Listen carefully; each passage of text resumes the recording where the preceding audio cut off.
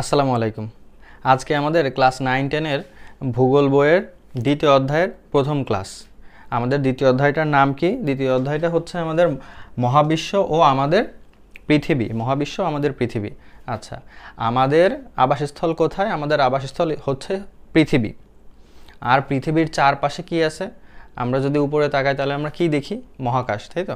আমাদের চারপাশে আছে সুবিশাল মহাকাশ। আর এই মহাকাশে আছে চন্দ্র, নক্ষত্র, সূর্য, আমরা জানি আমাদের সৌরজগতের যে গ্রহগুলো আছে সেগুলো, তারকারাজি, নীহারিকা ইত্যাদি।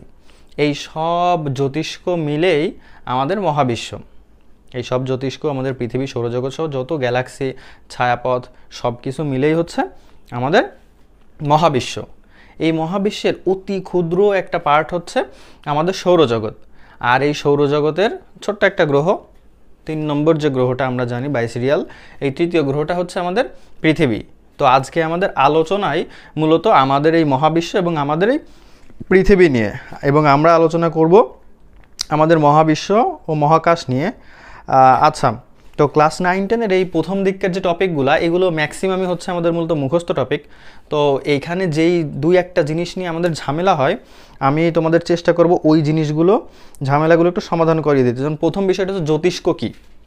এই যে একটু আগে বললাম আমরা গ্রহ, নক্ষত্র, গ্যালাক্সির কথা বলছি আমরা, নীহারিকা, ধূমকেতু, এই সকল যে বস্তুগুলোর নাম আমরা জানলাম বা বললাম, এই প্রত্যেকটাই হচ্ছে এক একটা জ্যোতিষ্ক। ঠিক আছে, এরকম কিছু জ্যোতিষ্কর আমাদের নাম দেওয়া আছে, যেগুলো আমরা ভেঙে ভেঙে এর পরের পাঠে আলোচনা করব। এর মধ্যে আলোচনা করা নাই এইরকম কয়েকটা আছে যেগুলো আমি তোমাদেরকে এখনই বুঝিয়ে দিচ্ছি। সেটা হচ্ছে যে পালসার। আচ্ছা, পালসার কি? নর্মালি আমরা যখন আমাদের সামনে পালসার বলি তখন আমাদের মনে আসে কি যে মোটর সাইকেল, তাই না? তো আমাদের ভূগোলে পালসার মানে তো মোটর সাইকেল না। পালসার ব্র্যান্ডের সেই মোটর সাইকেল তো আর এই পালসার না। তাহলে পালসার কি? তো আমি তোমাদেরকে একটু দেখানোর চেষ্টা করি যে পালসারটা আসলে দেখতে কেমন। আচ্ছা, ক্যামেরায় কতটুকু বোঝা যাবে আমি জানি না। দেখো, এই যে যেটা আমরা এখন দেখতে পারতেছি, এর ঠিক মাঝে ওই যে আলো বের হচ্ছে, সাদা রঙের যে আলোটা বের হচ্ছে, বিচ্ছুরিত হচ্ছে, ওই সাদা রঙের আলোটা, এইটাই হচ্ছে আমাদের মূলত পালসার। এই যে মাঝখানে যেই আমরা জ্যোতিষ্কটা যেটা ঘুরতেছে দেখতেছি আমরা, একটা গ্রহের মতো সার্কেলিং করতেছে এই যে অতি দ্রুত গতিতে, এবং চারপাশ থেকে আমরা দেখছি যে সাদা আলো বিচ্ছুরিত হচ্ছে, সাদা আলো বিচ্ছুরিত হচ্ছে। এই যে যে জিনিসটা, এইটাই হচ্ছে পালসার। এই দ্রুত ঘূর্ণায়মান যে নিউট্রন তারাটা আমরা দেখলাম, এই দ্রুত ঘূর্ণায়মান নিউট্রন তারাটাই হচ্ছে পালসার। তো পালসারের পর আমাদের পাঠ্য বইতে যেই জ্যোতিষ্কটার কথা আছে সেটা হচ্ছে কৃষ্ণ বামন ও কৃষ্ণ গহ্বর। কৃষ্ণ বামন ও কৃষ্ণ গহ্বর, যেটা একটাকে বলছি আমরা ব্ল্যাক ডন আর ব্ল্যাক ডর্ফ আর ব্ল্যাক হোল। এখন এই ব্ল্যাক ডর্ফটা কি? এইটা হচ্ছে নক্ষত্রের এমন একটা অবস্থা যেই সময় নক্ষত্র তারার নির্দিষ্ট নিজস্ব কোনো তাপ থাকে না, তাপ আর থাকে না, তাপ সে বিকিরণ করতে করতে নক্ষত্রের একদম শেষে যে এমন একটা অবস্থা, এইটার আমরা অবস্থা সম্পর্কে আমরা জানি যে কৃষ্ণ বামন, তোমাদের এরপরে আছে হচ্ছে শ্বেত বামন। তো এইগুলোর বয়স এত বেশি, ধারণা করা হয় যে আমাদের এই মহাবিশ্বে হয়তোবা আর কোনো কৃষ্ণ বামন নাই হয়তোবা। তো এতটুকু জেনে রাখলেই হচ্ছে, আমাদের আর তেমন একটা দরকার নাই, এগুলো গুরুত্বপূর্ণ না। ব্ল্যাক হোল কি? ব্ল্যাক হোলটা ইম্পর্টেন্ট এবং ইন্টারেস্টিং একটা বিষয়। ব্ল্যাক হোল হচ্ছে, আচ্ছা আমি একটা উদাহরণ দিই তোমাদেরকে। তোমরা আশা করছি সবাই লগা দিয়ে, আমাদের এখানে স্থানীয় ভাষায় লগা বা কোটা বলে, এইটা দিয়ে হয়তোবা তোমরা আম, জামরুল এগুলো হয়তোবা পেরে খেয়েছো। তো মনে করো যে যদি আমরা মনে করো আম গাছ থেকে এই লগা দিয়ে আম পেরে খাবো, যদি লগা দিয়ে এরকম আম গাছে টান দিয়ে আম পাড়ি, তাহলে কি হবে? ওই আম নিচে পড়ে আমটা নষ্ট হয়ে যায়, তাই না? এই জন্য অনেক সময় আমরা কি করি যে আমাদের বন্ধু বান্ধবরা যারা থাকে তাদেরকে বলি যে একটা কাপড়ের 4 কোণায় 4 জন আমরা কাপড়টা ধরি, 4 কোণায় 4 জন কাপড়টা ধরার পর তোমাদের বলি যে এবার কোটাটা একজন টান দেবে, আর 4 জন আমরা এরকম ধরে থাকবো, আর আমটা আমাদের হাসিনার মতো টুস করে দেশে এসে পড়বে। না না, টুস করে দেশে এসে পড়বে না, টুস করে আমাদের ওই কাপড়ের মধ্যে পড়বে আমটা। তো আমটা যখন আমাদের ওই কাপড়ের মধ্যে পড়ে তখন কি হয়? ওই জায়গাটা নিচু হয়ে যায়, ওই জায়গাটা নিচু হয়ে যায়। তার মানে কি, তার মানে কোনো একটা প্লেন কাপড়ের ওপর যখন ভার অর্পণ হয় তখন সেই জায়গাটা নিচু হয়ে যায়, তখন সে জায়গাটা কি হয়, তখন সে জায়গাটা নিচু হয়ে যায়।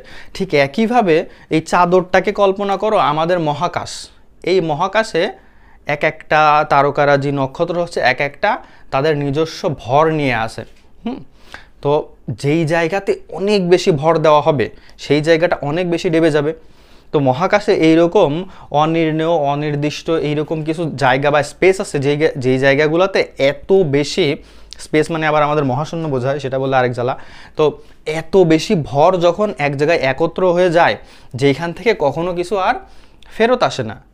ইভেন আমাদের ব্ল্যাক হোলে যদি আমাদের আলোক রশ্মিও দেওয়া হয়, সেই আলোক রশ্মিও আমাদের সেখান থেকে আর ব্যাক আসে না।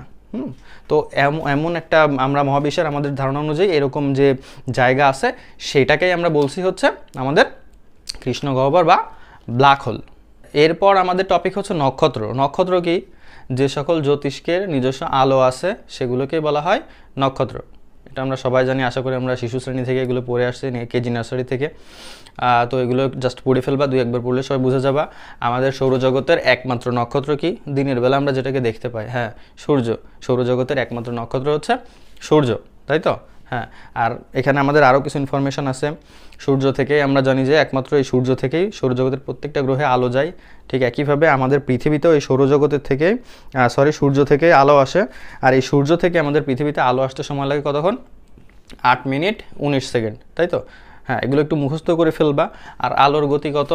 আলোর গতি হচ্ছে প্রতি সেকেন্ডে প্রায় 3 লক্ষ কিলোমিটার। এগুলো আশা করি সবারই অলরেডি মুখস্থ আছে, যেহেতু আমাদের কিছুদিন পর পরীক্ষা, এগুলো সবার মুখস্থ থাকার কথা। আচ্ছা, এরপর আমাদের টপিক হচ্ছে নক্ষত্রমণ্ডলী। নক্ষত্রমণ্ডলী কি? মণ্ডলী বলতে আমরা কি বুঝি? আমরা বাংলা গ্রামারে পড়ছি না এক বচন বহু বচন, তো এরকম মণ্ডলী, মণ্ডল, টি, টা, খানা, খানি এগুলো কি করে? বচন নির্দেশ করে। ঠিক একইভাবে নক্ষত্র মণ্ডলী মানে কি? অনেকগুলো নক্ষত্রের সমাবেশ।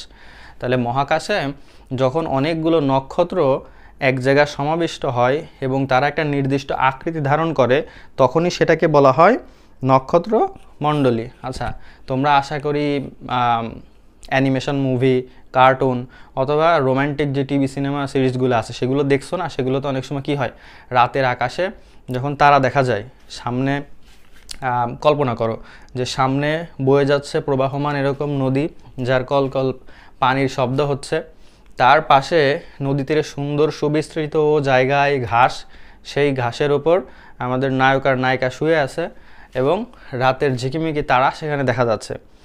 এবং নায়ক তার নায়িকাকে অথবা কার্টুনের সেই ক্যারেক্টারটা যেগুলো হয়, তারা একজন আরেকজনকে দেখায়, বলতেছে দেখো দেখো ওই যে ওই তারাটা, ওই তারাটা, ওইটা, এইটা, এগুলো যোগ করলে একটা লাভ আকৃতি হচ্ছে, তাই না? আবার এটা যোগ করো, দেখো তোমার মন্ডুর মতো হচ্ছে, তোমার মুখের মতো হচ্ছে দেখতে। তো এগুলো আমরা দেখছি কিনা? হ্যাঁ, এগুলো আমরা আশা করি সবাই দেখছি। তো এক্স্যাক্টলি সেম জিনিস নক্ষত্রগুলো নির্দিষ্ট আকার যখন ধারণ করে, একসাথে একটা আকৃতি হয়, তখন আমরা সেটাকে বলি হচ্ছে নক্ষত্রমণ্ডলী। আমাদের এই পাঠ্য বইয়ে যেগুলো নামগুলো দেওয়া আছে নক্ষত্রমণ্ডলীর, এই নামগুলো অবশ্যই তোমরা মুখস্থ করবা এমসিকিউ এর জন্য, ঠিক আছে? এই নামগুলো অবশ্যই তোমাদেরকে এমসিকিউ এর জন্য মুখস্থ করতে হবে। আমি 2-1টা নাম বলছি, তবে তোমরা সবগুলো নামই মুখস্থ করবে, যে সপ্তর্ষি মণ্ডল, গ্রেট বেয়ার, কালপুরুষ, অরিয়ন, ক্যাসিওপিয়া, লঘু সপ্তর্ষি, বৃহৎ কুকুর মণ্ডল, এই নামগুলো অবশ্যই তোমরা মুখস্থ করবা। আচ্ছা, আমাদের এরপর টপিক হচ্ছে গ্যালাক্সি। আচ্ছা, আমাদের মহাকাশে গ্রহ, নক্ষত্র, ধূলিকণা, ধূমকেতু, আরও আমরা যে সকল এই জ্যোতিষ্কর কথা যে বলছি, এইগুলো যখন একসাথে সবার সমাবেশ ঘটে তখন সেইটাকে বলা হয় গ্যালাক্সি।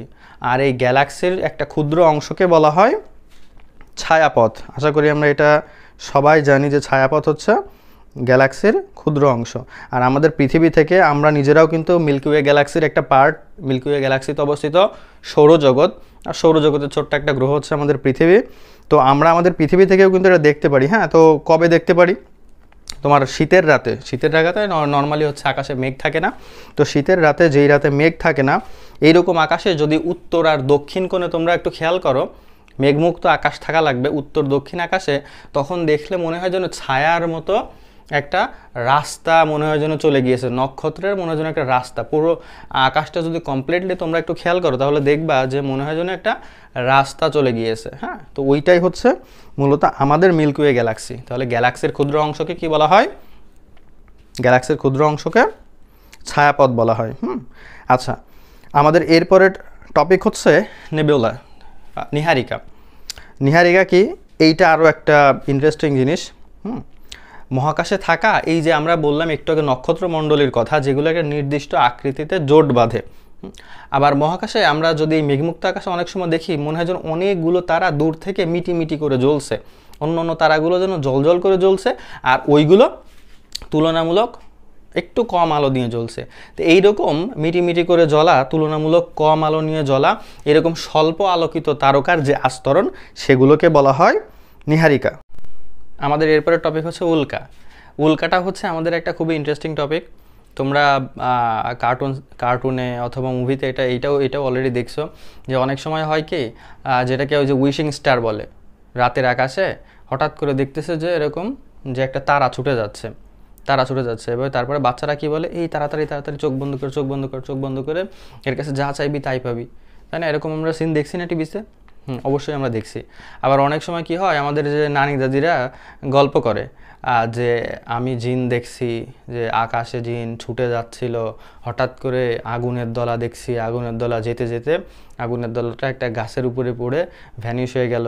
তা আসলে কি এরকম আগুনের দলা ছুটে চলে বা তারা ছুটে চলতেছে, তারা ছুটে চলা, আসলে আগুনের দলা ছুটে চলাও না, তারাও ছুটে চলা না। আমাদের বায়ুমণ্ডলের আস্তরণ পৃথিবী থেকে আমরা জানি প্রায় 10,000 কিলোমিটার পর্যন্ত বিস্তৃত। আর মহাকাশে যে জড়পিণ্ডগুলো ভেসে বেড়ায়, এই জড়পিণ্ডগুলো কি হয়, কখনো কখনো আমাদের এই বায়ুমণ্ডলের মধ্যে ঢুকে আসে এবং অভিকর্ষ বলের টানে প্রায় 3 কিলোমিটার পার সেকেন্ড গতিতে তারা আমাদের পৃথিবীর দিকে ছুটে আসে। তো যখন তারা আমাদের এই বায়ুমণ্ডলে ঢুকে পড়ে, সেই জড়পিণ্ডগুলো এত দ্রুত বেগে আসতে থাকে এবং আমাদের বায়ুমণ্ডলের সাথে প্রচণ্ড ঘর্ষণের সৃষ্টি হয়। এই ঘর্ষণের ফলে ওই জড়পিণ্ডগুলোতে আগুন ধরে যায়, আর এইটা এত দ্রুত ছুটে চলে যেটাকে আমাদের ভূপৃষ্ঠ থেকে আমাদের দেখে মনে হয় যেন তারা ছুটে চলছে, অথবা নানি দাদিদের মতো যে জিন ছুটে যাচ্ছে, ভূত ছুটে যাচ্ছে। ঠিক আছে, তাহলে এরকম জিন ভূত ছুটে যাওয়া বা তারা খসা যদি তোমরা কখনো দেখো তাহলে মনে করবা ওইটা হচ্ছে উল্কা। ঠিক আছে, এইটাই হচ্ছে আমাদের উল্কা। ধূমকেতু আরও একটা ইন্টারেস্টিং টপিক। ধূমকেতু কি? ধূমকেতু মহাকাশে থাকা এক ধরনের বিশেষ জ্যোতিষ্ক যেটা সূর্যকে অনেক দূর থেকে প্রদক্ষিণ করে, এবং এদের মাথা এবং লেজ আছে, মাথা এবং লেজ বিশিষ্ট এই বিশেষ আকৃতির বা বিশেষ প্রকৃতির যে জ্যোতিষ্ক সেইটাকেই বলা হয় ধূমকেতু। আর আমরা জানি যে বিখ্যাত একটা ধূমকেতুর কথা, সেটা যে হ্যালির ধূমকেতু, যেটা 76 বছর পর পর দেখা যায়। এই হ্যালির ধূমকেতু 240 খ্রিস্টপূর্বাব্দে আমরা জানি প্রথম দেখা গিয়েছিল এবং সর্বশেষ 1986 সালে দেখা যায়। এই ইনফরমেশনগুলো তোমরা একটু মুখস্থ করে ফেলবা। আমাদের আজকে জাস্ট 2-3টা জিনিস আমরা আলোচনা করব। গ্রহ কি? যে সকল জ্যোতিষ্কর নিজস্ব আলো নাই, যেমন আমাদের পৃথিবীর নিজস্ব আলো আছে না? নাই। তাহলে পৃথিবী হচ্ছে একটা গ্রহ, এবং গ্রহের আরও একটা গুরুত্বপূর্ণ বৈশিষ্ট্য, যে সকল জ্যোতিষ্কের নিজস্ব আলো থাকে না এবং তারা অন্য একটা নক্ষত্রকে পরিক্রমণ করে, অন্য একটা নক্ষত্রকে কেন্দ্র করে ঘোরে, সেগুলোই হচ্ছে গ্রহ। ঠিক আছে, যেমন আমরা কি বললাম, পৃথিবী, মঙ্গল গ্রহ, বুধ, শুক্র, শনি, ইউরেনাস, এগুলো নাম আমরা জানি। আচ্ছা, এরপর হচ্ছে আমাদের উপগ্রহ কি? উপগ্রহেরও নিজস্ব কোনো আলো নাই, তবে উপগ্রহর বৈশিষ্ট্য হচ্ছে উপগ্রহ কোনো গ্রহকে কেন্দ্র করে ঘোরে। আমাদের গ্রহ একটা নক্ষত্রকে কেন্দ্র করে ঘোরে এবং উপগ্রহগুলো অন্য একটা গ্রহকে কেন্দ্র করে ঘোরে। ঠিক আছে, এই হচ্ছে আমাদের উপগ্রহ। আর মানুষ, আমাদের প্রযুক্তি অনেক বেশি এগিয়ে গিয়েছে। আমরা আমাদের প্রয়োজনের স্বার্থে আমরা পৃথিবী থেকে কৃত্রিমভাবে বানানো কিছু উপগ্রহ, যেগুলোকে আমরা বলছি স্যাটেলাইট, এগুলো আমরা আমাদের কক্ষপথে স্থাপন করছি, যেগুলো আমাদের বিভিন্ন দৈনন্দিন প্রয়োজনের কাজ করতেছে। কমিউনিকেশনের জন্য, এই যে তোমরা ইন্টারনেটে ভিডিও দেখতেছো, এগুলোর জন্য, তারপরে গোয়েন্দা নজরদারির জন্য, আমাদের হচ্ছে ডিজিটাল ম্যাপিংয়ের জন্য, বিভিন্ন কাজে আমাদের এই স্যাটেলাইটগুলো আমাদেরকে প্রতিনিয়ত সাহায্য করে যাচ্ছে। তো মানুষের তৈরি যেই কৃত্রিম উপগ্রহগুলো পৃথিবীকে সার্কেলিং করতেছে, পৃথিবীকে কেন্দ্র করে ঘুরছে, পৃথিবীর এই অরবিটে স্থাপন করা হয়েছে। আমরা জানি যে বাংলাদেশেরও এরকম একটা উপগ্রহ আছে, বঙ্গবন্ধু স্যাটেলাইট 1, তাই তো? তাহলে যেগুলো পৃথিবীকে সার্কেলিং করে, ম্যান মেড, এই ধরনের উপগ্রহকে বলা হয় কৃত্রিম উপগ্রহ। তো ঠিক আছে, আজকে আমাদের আলোচনা এতটুকুই। আগামী দিন ইনশাল্লাহ আমরা আরও এই অধ্যায়ের সবথেকে ইন্টারেস্টিং যে টপিকগুলো এবং যেগুলো বুঝতে সমস্যা হয়, অক্ষরেখা, অক্ষাংশ, দ্রাঘিমা রেখা ইত্যাদি, এই টপিকগুলো নিয়ে আমরা আগামী ক্লাসগুলোতে ইনশাল্লাহ আলোচনা করব। ততক্ষণ পর্যন্ত ভালো থাকো। Thanks for watching. আল্লাহ হাফেজ।